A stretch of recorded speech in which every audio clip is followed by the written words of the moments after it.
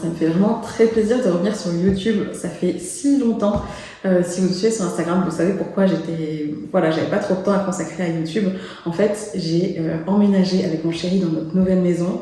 Donc voilà, entre les travaux, les finitions, le déménagement, l'emménagement, ça nous a pris beaucoup de temps et je trouve que c'est difficile de caler des vidéos YouTube au milieu de tout ça. En plus, je suis en train de finaliser l'écriture de mon roman qui sort dans 1 mois maintenant, qui s'appelle La vie est un cadeau mal emballé. Et là, la mise en page, c'est moi qui fais tout toute seule et j'ai jamais fait ça de ma vie. Donc forcément, ça me prend beaucoup de temps, d'énergie parce que j'apprends. C'est pour ça que j'étais pas sur YouTube. Donc me revoilà, je vais essayer d'être régulière. Si vous me découvrez en tout cas avec cette vidéo, moi j'aime partager du contenu un peu slow life, on va dire. C'est assez tendance ce mot en ce moment, mais c'est pourtant la vie que je mène. Et notamment, je mène cette vie, on va dire, parce que je fais de l'anxiété. Et en fait, le mode de vie à la campagne, où on prend soin de soi, où on essaye d'aller, où le rythme est plus lent, plus doux, plus respectueux de soi, des autres, de la nature, etc. C'est vraiment quelque chose qui me parle et qui me fait énormément de bien. Et je vous ferai d'ailleurs un petit retour par rapport à ma santé mentale, par rapport à mon anxiété, les crises d'angoisse, pour vous dire un peu où j'en suis. Mais je vous ferai une petite parenthèse plus tard. Là, je vais préparer mon petit déjeuner parce que je pense que je vais pas arriver à parler en même temps et à filmer. Donc, je vais me faire un petit porridge à la banane. J'aime bien les mettre à la poêle parce que ça les fait un peu caraméliser, ça fait ressortir le sucre. Enfin voilà, je vais préparer mon petit déjeuner et on se retrouve.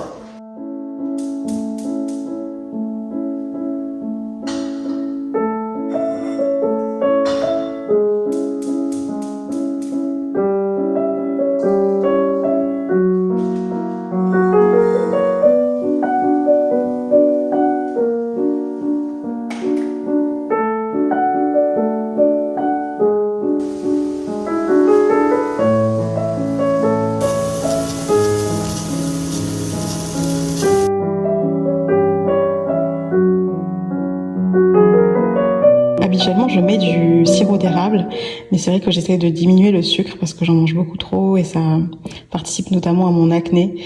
Donc là, je vais pas mettre de sirop d'érable et je pense que ce sera très bon aussi. Je vais bien sûr me faire mon matcha. Les puristes de matcha, ne venez pas m'engueuler en commentaire parce que j'utilise ça, quelque chose en fer. Et normalement, il faut utiliser le shazen en bambou, que j'ai d'ailleurs, mais je sais pas, moi j'aime quand même quand ça mousse un peu.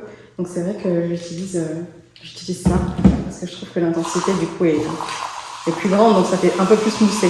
Quand j'ai pas de lait d'avoine, j'utilise du lait de petite épeautre. Je trouve que c'est bon aussi. J'aime pas trop avec le lait de riz, avec le lait d'amande, c'est pas tellement mon truc. Là, je suis au bout du rôle parce que j'ai plus de lait d'avoine par contre. En fait, il faut savoir quand même. Mais les gens se moquent de moi parce qu'ils disent ouais, il faut toujours que tu aies ton matcha, tu bois toujours du matcha et tout, t'es relou. Mais en fait, je suis exactement comme les gens qui boivent du café tous les jours. Juste que notre addiction n'est pas la même. Moi, je suis addict au matcha, vous êtes addict au café. Mais finalement, ça revient au même. Si c'est pas la définition de la perfection, ça, s'il vous plaît, je ne sais pas. Bon, allez, en tout cas, let's go pour travailler. Donc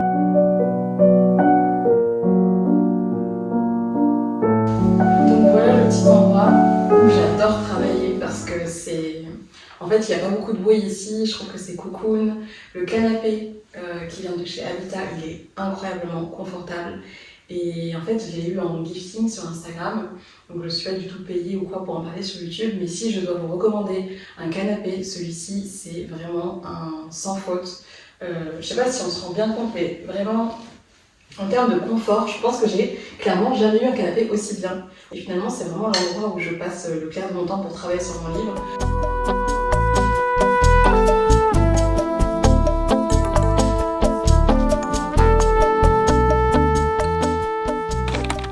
Bon, j'ai pas mal avancé sur mon livre et là je me dis que ça peut être le bon moment pour vous faire un petit update santé mentale. Je fais une petite pause et après j'irai continuer de travailler. Mais simplement pour vous dire que là ça fait un petit moment que je me sens vraiment beaucoup mieux dans ma tête et dans mon corps. Je fais quand même moins d'anxiété, même si j'en fais au quotidien, ça n'a rien à voir avec avant. Je me sens capable de faire des choses que je faisais pas il y a encore quelques mois ou quelques années. C'est vraiment chouette et je pense que l'anxiété, vraiment si on essaye de travailler dessus, de dépasser un peu ses limites chaque jour, même un petit peu, moi vraiment j'avance un petit peu par un petit peu, et ben on élargit sa zone finalement de confort et de sécurité et ça permet de recommencer à vivre le plus normalement possible. Voilà. Et puis sinon l'autre chose que je voulais vous partager, c'est que j'en parle pas spécialement sur les réseaux parce que c'est pas très intéressant, mais là je me dis que ça peut valoir le coup, c'est que moi j'ai quand même pas mal de petits soucis de santé, pas des choses graves, mais un peu partout dans le corps, des douleurs, voilà, des choses comme ça, que j'arrivais pas à expliquer, que j'arrivais pas spécialement à soigner. J'en parlais à mon médecin, il trouvait pas pourquoi. J'ai vu pas mal de professionnels et voilà, ça ne s'arrangeait pas. Et là, ça fait peut-être 6 mois que j'ai plus aucune douleur de tout ce que j'avais avant. Et en fait, le seul changement que je vois, c'est le fait, je pense, de m'être retrouvée professionnellement. Ça peut paraître tout bête, mais je vois pas ce que c'est. Sinon, il y a rien qu'à changer dans ma vie. Mis à part qu'on a déménagé dans une autre maison, mais je peux pas croire que c'est ça, parce que ça reste finalement matériel. Et donc, je pense vraiment que c'est lié à au côté professionnel, parce que je suis créatrice de contenu, ça me plaît énormément, mais il manquait quelque chose où je pouvais vraiment apporter ma valeur ajoutée, dans quelque chose que je crée moi. Et du coup, avec le roman que je suis en train d'écrire, avec la musique que je compose au piano, en fait, je me sens moi, en fait. C'est ça le truc, c'est que je me sens moi, et je me dis que même si c'est pas forcément un chemin que tout le monde aurait pris, c'est mon chemin, et c'est là-dedans que je me sens épanouie et que je me sens pleinement incarnée. C'est un peu spirituel là, je parle peut-être dans tous les sens, mais pour vous dire que je pense que le travail est tellement important, même si on entend beaucoup dire qu'il faut pas se définir par son travail, qu'on est beaucoup plus que son travail, etc. Au final, c'est l'endroit où on passe le plus de temps, parce que par exemple, moi maintenant, donc je suis écrivaine, on peut dire, et je passe mes journées à écrire derrière l'ordinateur. Donc si je n'aime pas ce que je fais, comment est-ce qu'on peut être épanoui? Si ces moments-là ne sont pas des moments heureux ou des moments, voilà, sans parler d'un amour de ouf, mais ne sont pas des moments où vous vous sentez utile, vous vous sentez à votre place, etc. C'est normal après qu'on se sente pas bien dans notre tête et dans notre corps. En tout cas, moi, je le perçois comme ça. Une dernière chose, c'est que maintenant, j'essaye vraiment d'écouter mes petites voix. En fait, c'est comme si j'ai 2 voix. J'ai des voix négatives que tout le monde a, c'est-à-dire que c'est les voix qui vont nous dévaloriser, c'est les voix qui vont nous dire qu'on a la flemme, etc. Et moi, j'essaye vraiment d'avoir ma meilleure amie et ma meilleure coach. Donc, ce sont les voix positives et de les écouter. Donc, par exemple, concernant ma meilleure coach, c'est surtout lié au sport, à la motivation. Et très souvent, j'ai la flemme de faire mon sport. Et du coup, je me dis, vas-y, qu'est-ce qu'elle dirait ta coach imaginaire, du coup, qu'elle te dirait, vas-y, Liane, tu seras fière de toi, motive-toi. Du coup, évidemment, après, je suis fière de moi. Pareil pour la meilleure amie. Quand je me sens nulle, quand je me sens moche, quand j'ai l'impression que je travaille mal, etc., je me dis, qu'est-ce qu'elle dirait ma meilleure amie? Et elle me dirait, de regarder quelques mois en avant, quelques années en avant, de voir mon évolution, de voir que j'ai progressé, de me dire que je fais de mon mieux, que c'est déjà super, que je suis belle, que je suis magnifique, tout ce qu'on veut en fait finalement. Et du coup, d'écouter plutôt ces voix positives. Donc en fait, tout le challenge est de ne pas se focaliser sur les voix négatives parce qu'elles prennent énormément de place et c'est toujours celles qu'on écoute, et plutôt se dire, ok, à partir d'aujourd'hui, j'écoute mes voix positives et je vois qu'est-ce que ça pourrait transformer dans ma vie d'écouter mes voix positives. Voilà. Je sais pas si ça peut vous aider, mais en tout cas, moi, ça m'aide beaucoup. Dites-moi si ça vous plaît quand je parle de ce genre de sujet. Je sais pas trop. Peut-être que c'est un peu long pour vous, peut-être que c'est pas intéressant, mais j'ai l'impression que ces retours peuvent être un peu utiles et qu'on peut échanger après en commentaire à ce sujet. Sur ce, je vais continuer à travailler sur mon roman. Bon, il est bientôt 14h, on n'a pas encore mangé, du coup, on va se faire un petit truc. Avant que j'aille ce qui nous reste, c'est le plat d'hier, c'est-à-dire des pâtes et des courgettes. Bien. On va mettre ça avec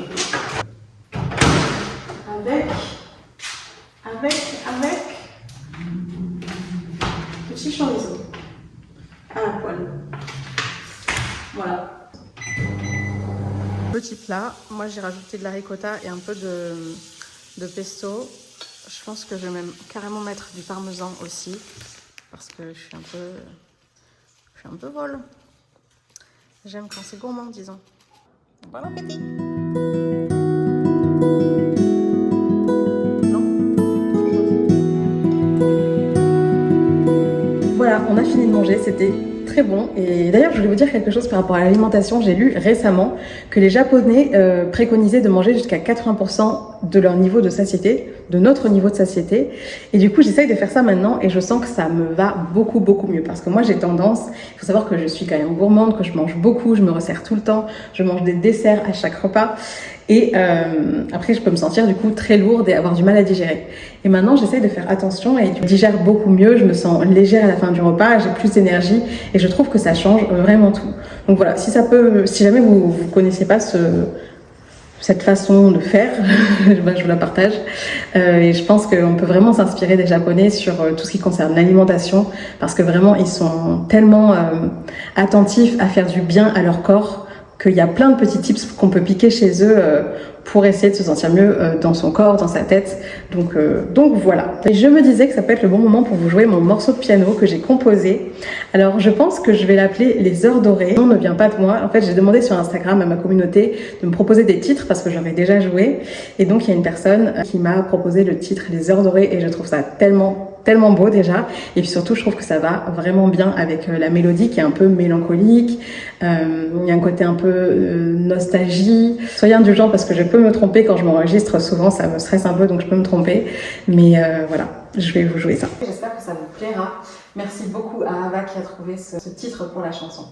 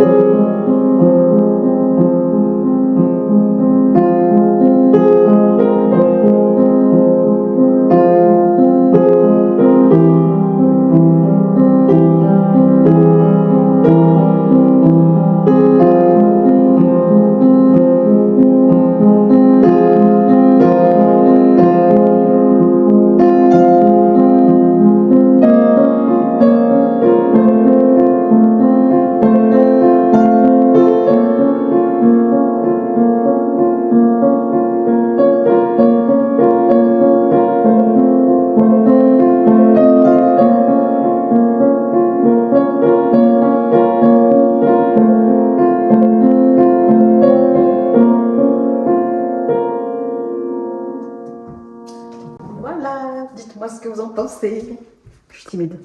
Désolée, je n'ai pas trop filmé tout à l'heure parce que j'ai travaillé cet après-midi, donc c'était pas très intéressant. Et là, on va aller à la rivière, donc on va se faire un petit... Ah, tu penses aussi? Je pensais aussi à la nappe blanche, là. Ah. Ouais.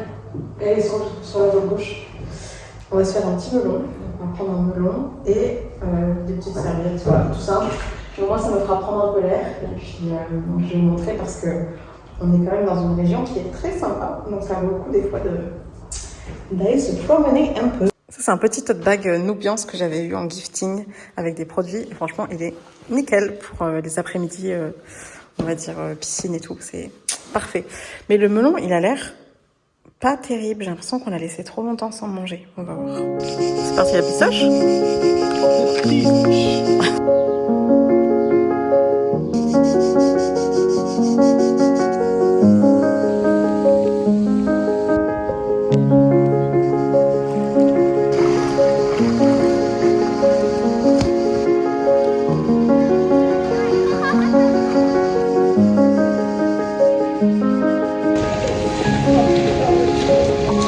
Elle est bonne.